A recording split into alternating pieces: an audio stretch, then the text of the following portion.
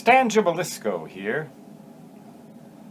By now, you probably know that Thomas Edison and Nikola Tesla were very different individuals indeed, and yet they worked, in a sense, together to attain the electricity structure that we enjoy today, both direct current and alternating current.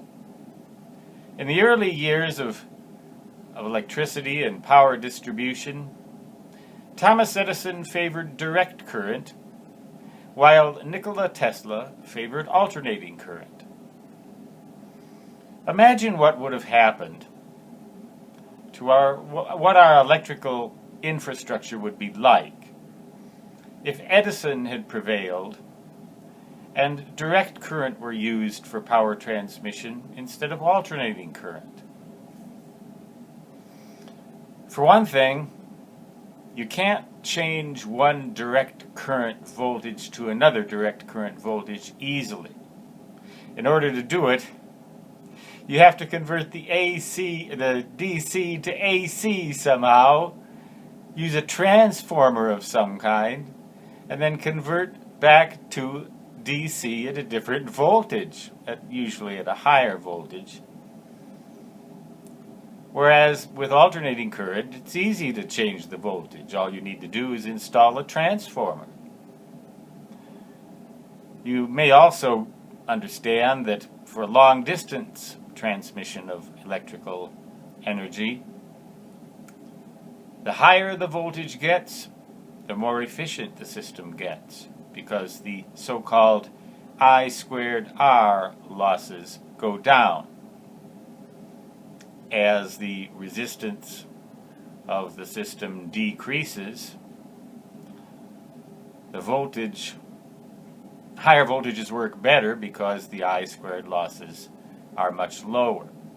That's why you see these huge power transmission lines crisscrossing the countryside with voltages up to 1,000,000 volts AC, because that is how you can minimize the loss. Imagine if that voltage were limited to only 12 volts or 24 volts or maybe even 100 volts. You couldn't transmit power very far or transmit electrical energy very far, because the conductors you would need would be humongous in diameter and impractical. So if Edison had prevailed and direct current were our standard method of getting electricity to appliances today, we'd probably have a mishmash or a large number of very small, localized energy distribution systems. This business about burning coal in Wyoming to transmit energy to Minnesota or further east or west would simply be impractical. So we'd have a more robust, in the sense of more fragmented, more difficult to destroy electricity power transmission system if Edison had prevailed. But we would not enjoy the type of massive energy distribution abilities that we do with alternating current.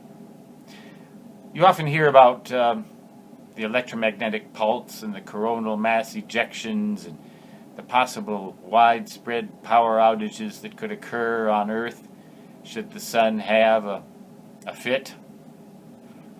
Well, the same types of problems might occur in an Edisonian system as would occur in a Teslonian system, but on a smaller scale, perhaps easier to repair.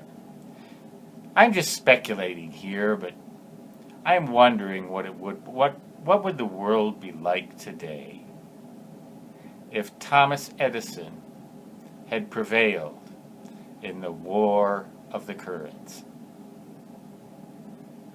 I'd be talking to you probably by YouTube, but how?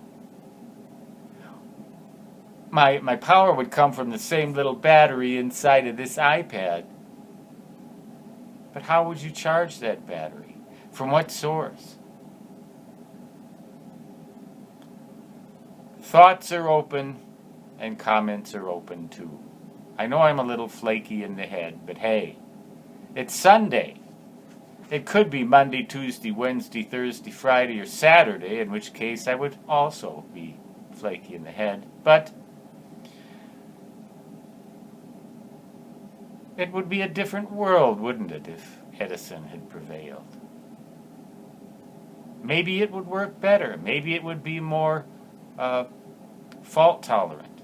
On the other hand, maybe it would be impossible to implement on the scale we know today. Stan Gibilisco signing off.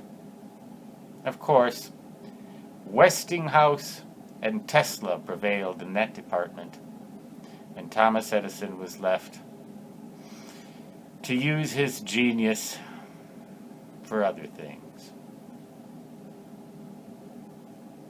Both great scientists. Too bad we couldn't have liked each other a little more. Until next time, so long.